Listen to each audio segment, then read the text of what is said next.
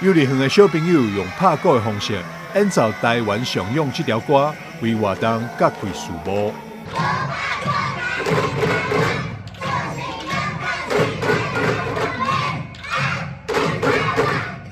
陈廷辉去年一连举办23场，专为小朋友量身打造的菲菲姐姐萌乐园，活动接受大小朋友的欢迎，纷纷打电话问服务处当时举办，为迎接儿童节即将到来，另为陈廷辉服务处特别为亲子家庭规划丛林大冒险主题气垫乐园活动。18日邀请这位议员做伙，欢喜向市民朋友报告这项好消息。菲菲姐姐的萌乐园非常受到欢迎哦，从去年从泡泡，然后还有我们的运动萌乐园，一直到圣诞萌乐园，那很多的小朋友就一直问婷菲说：“菲菲姐姐，那你的下一场活动在哪里？”当然，儿童节一定不能缺席哦。所以菲菲姐姐的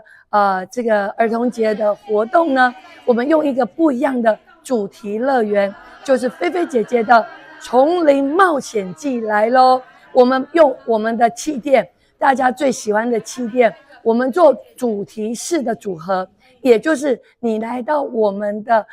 这个丛林乐园当中，你就可以感受到不一样的一个菲菲姐姐一个闯关，还有不一样的一个气垫萌乐园的一个活动。丛林大冒险主题气垫乐园总共规划2场活动，分别伫3月1号甲2号伫平时公园登场，第2场是4月5号甲6号伫新营南营绿都新公园来举办。